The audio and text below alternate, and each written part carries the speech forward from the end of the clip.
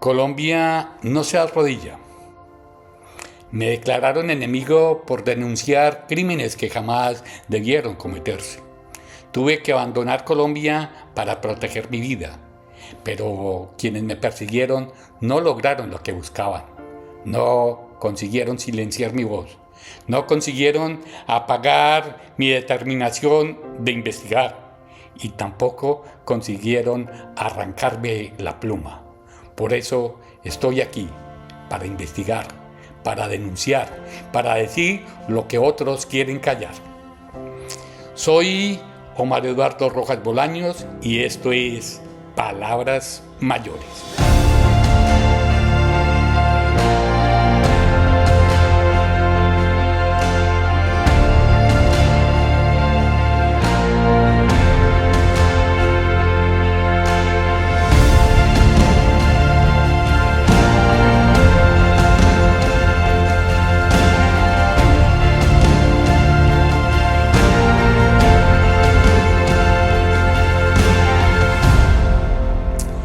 Fui teniente coronel de la Policía Nacional. Soy sociólogo, doctor en Derecho y Ciencia Política e investigador de crímenes de Estado.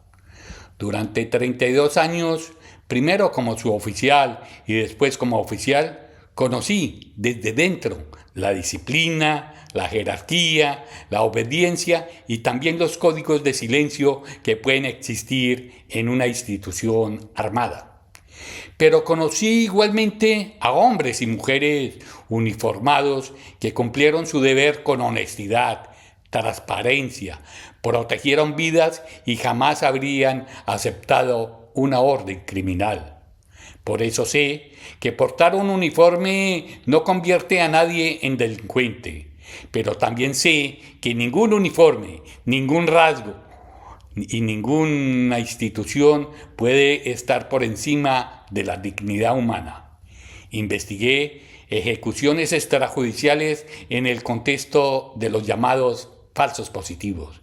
Investigué los asesinatos por goteo y las estructuras que permiten administrar la muerte lentamente, víctima por víctima, caso por caso, hasta convertirla en una práctica que el país termina normalizando.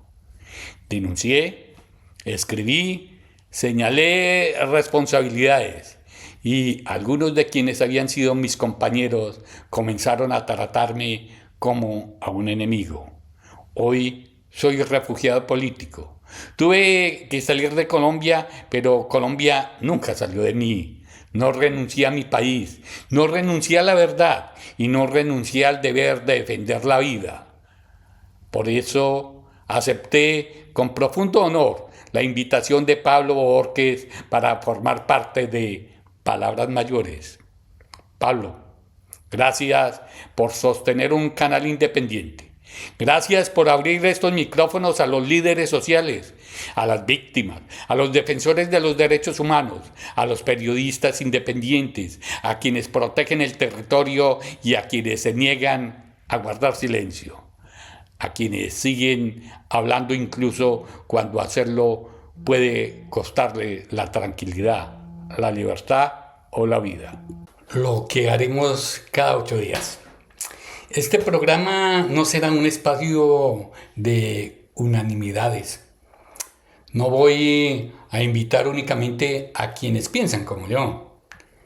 Conversaremos con víctimas de crímenes de Estado, con madres y padres que todavía buscan a sus hijos, con sobrevivientes, defensores de derechos humanos, investigadores y periodistas independientes. También escucharemos a integrantes activos y retirados de las Fuerzas Armadas, a policías y militares que han cumplido honradamente su deber y a funcionarios y exfuncionarios que hayan contribuido a transformar las instituciones. Y cuando sea posible, escucharemos también a personas que hayan participado en hechos de violencia, porque escuchar no significa justificar. Dialogar no significa renunciar a los principios. En este programa formularemos las preguntas que muchas veces no encuentran espacio en los grandes medios. ¿Cómo se construyeron los falsos positivos? ¿Quién dio las órdenes? ¿Quiénes se beneficiaron? ¿Quiénes guardaron silencio? ¿Por qué algunos denunciaron mientras otros obedecieron? Hablaremos del ejecutor obediente, del brutalismo tropical y de los asesinatos por goteo.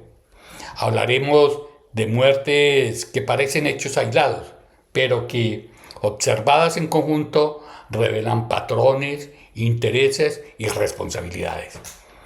Y no hablaremos solamente de Colombia, también examinaremos hechos ocurridos en otras naciones, porque la violencia de Estado, la impunidad y los mecanismos de silencio no conocen fronteras. Hablaremos de verdad, de memoria, de justicia, de responsabilidad, de reconciliación y de una paz que no consista simplemente en el silencio de las armas, sino en la presencia efectiva de derechos, justicia y dignidad. No voy a pedirles que crean en mí por los títulos que poseo. Tampoco voy a pedirles que me crean porque fui teniente coronel. Voy a pedirles algo más exigente. Escuchen los testimonios, examinen las pruebas, contrasten las versiones, formulen preguntas, contradíganme cuando consideren que estoy equivocado, pero no permitan que nadie les arrebate el derecho a pensar. Estamos en palabras mayores. En palabras mayores, nuestra invitada de la semana. Hoy tengo una invitada de honor. No es una dirigente política, no es una funcionaria, no representa a ningún partido ni a ningún grupo de poder. Es una colombiana de a pie. Una mujer trabajadora, migrante, madre, ciudadana. Una de tantas personas que se levantan cada mañana para ganarse la vida, sostener a su familia y seguir soñando con un país mejor. Vive fuera de Colombia, pero Colombia continúa viviendo dentro de ella. Sigue pendiente de lo que ocurre en nuestra tierra. Le preocupa el futuro de su familia. Le inquietan los últimos acontecimientos del país. Y como millones de colombianos tiene preguntas que merecen ser escuchadas. Hoy, nuestra invitada representa a la mujer que trabaja, al campesino que cultiva la tierra, al joven que busca una oportunidad, a la madre que teme por sus hijos, al migrante que tuvo que marcharse, pero nunca dejó de amar a Colombia, al ciudadano que respeta la democracia, pero que se niega a guardar silencio. O mejor dicho, hoy la invitada es Colombia.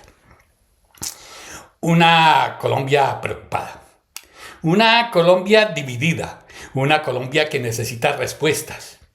Hoy quiero hablarles directamente, mirarlos a los ojos, hablarles no solamente como investigador, como antiguo oficial o como académico. Quiero hablarles como un colombiano de a pie, porque hay momentos en la historia de un país en los que no se puede hablar en voz baja. Momentos en los que el silencio termina favoreciendo al poder. En esos momentos a Colombia hay que hablarle con palabras mayores. Y este es uno de esos momentos. Escuchemos la primera pregunta de nuestra invitada. Don Omar, quiero decir quién soy. Soy colombiana, vivo fuera del país y como tantos compatriotas salimos buscando una nueva oportunidad de trabajo, una vida más tranquila para mí y mi familia. Trabajo todos los días, pago mis obligaciones, ayudo a los míos en Colombia y sigo pendiente de lo que sucede en nuestra tierra. No soy abogada, no pertenezco a ningún partido político, soy simplemente una colombiana que tiene preguntas y que no quiere perder el derecho a hacerlas. Don Omar, yo entiendo que hubo unas elecciones que alguien ganó y que el resultado debe ser respetado. Pero cada vez que una persona expresa una preocupación, enseguida le dicen que debe aceptar, obedecer y quedarse callada. Entonces quiero preguntar algo muy sencillo.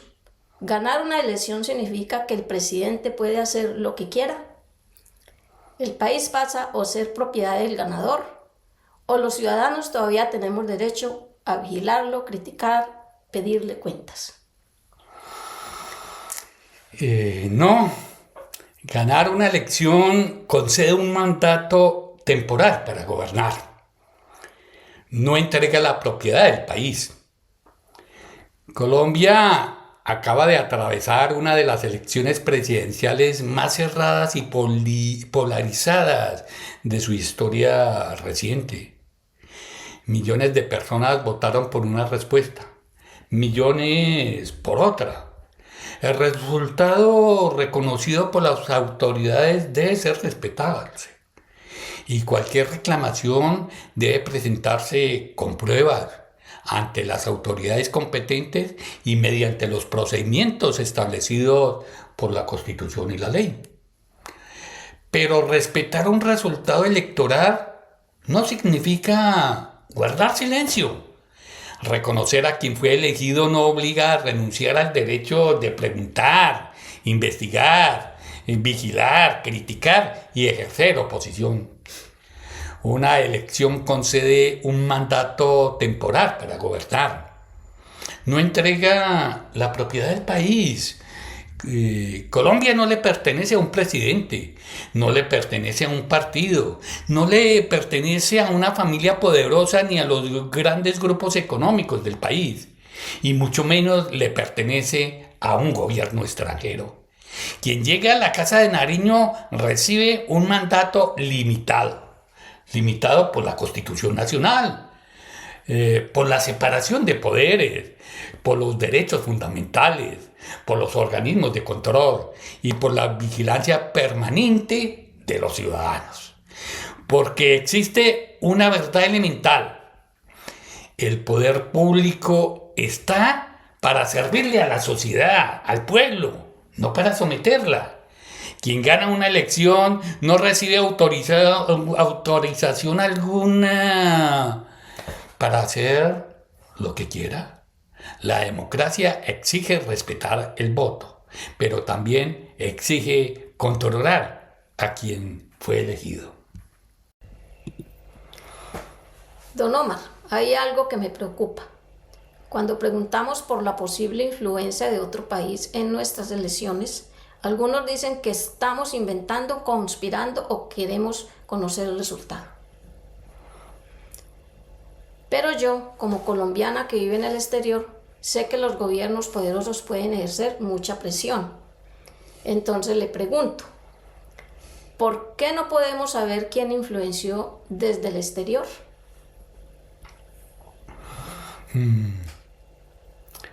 Preguntar no es acusar. Preguntar no es desconocer el resultado. Y preguntar no es conspirar.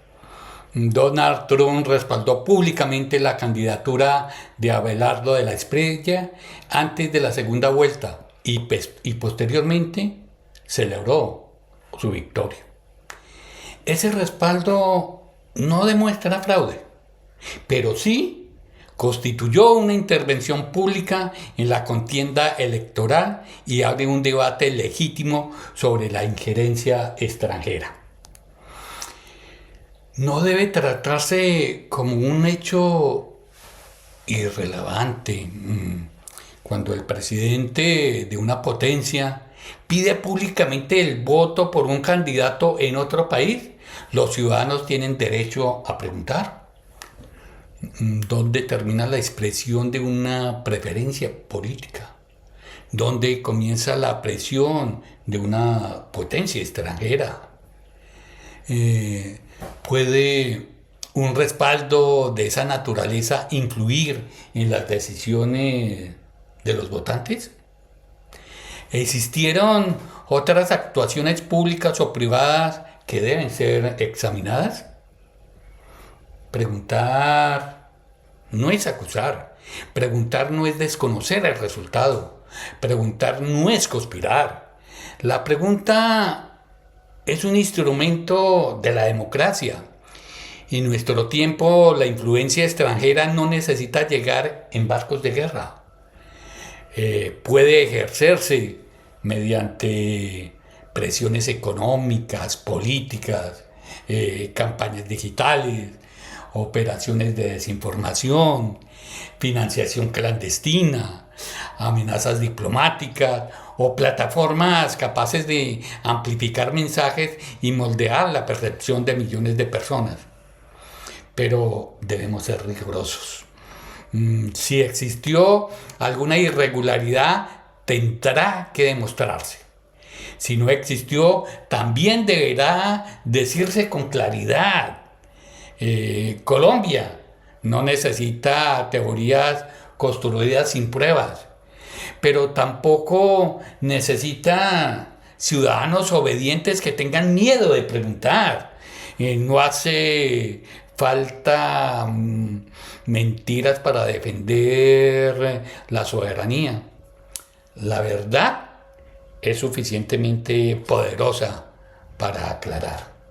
Seguimos en Palabras Mayores con nuestra invitada de la semana, con Colombia.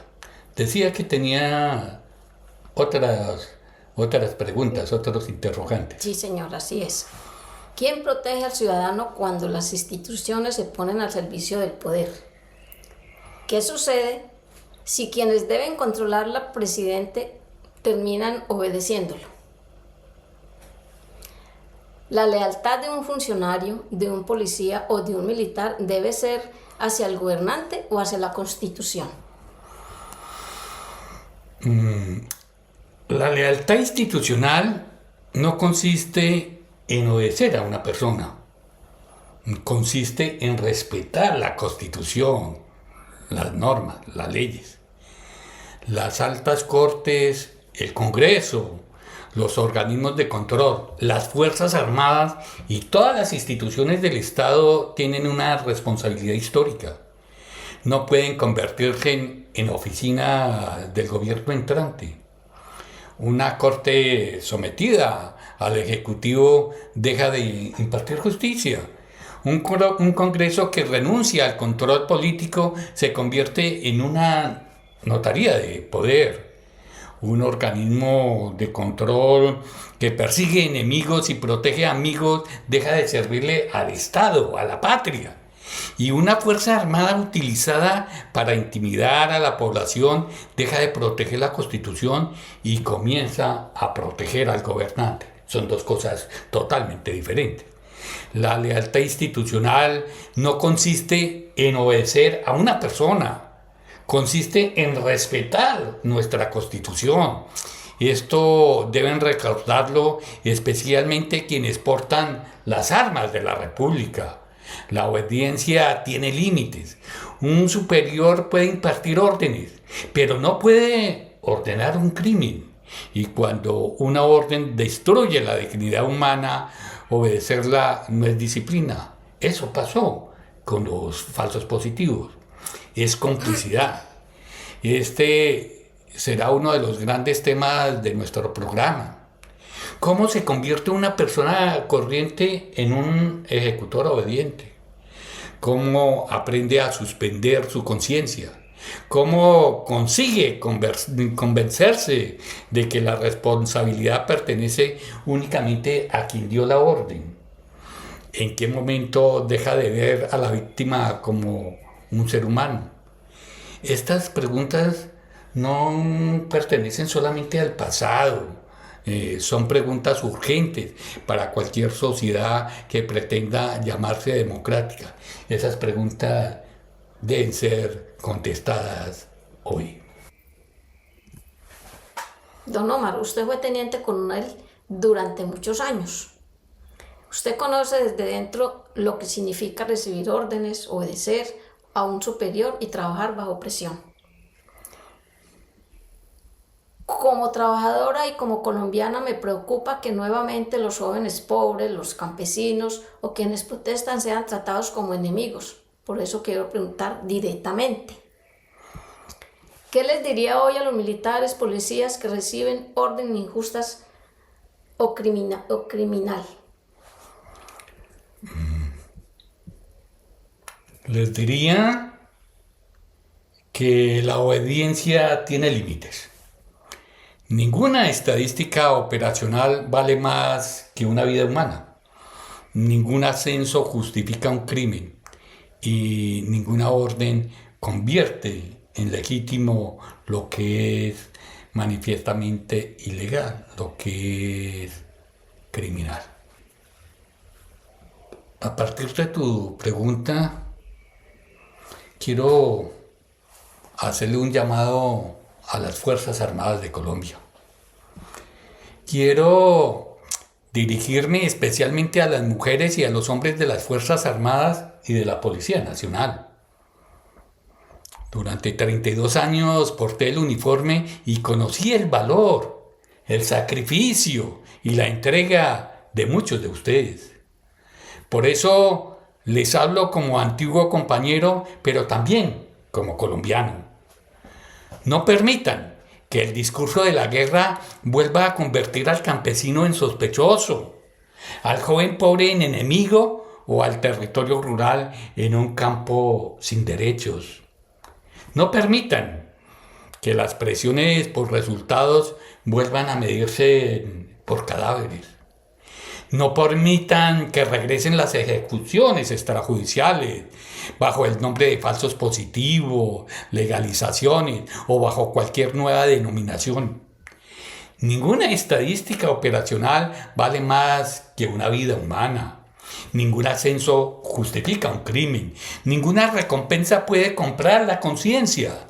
Y ninguna orden convierte en legítimo lo que es manifiestamente ilegal. Protejan a la población civil.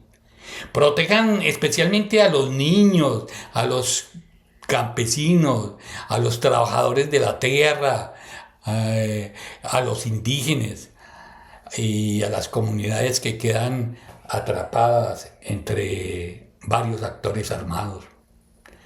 Antes de ordenar o ejecutar un bombardeo, recuerden que debajo de las coordenadas existen vidas, familias y hogares.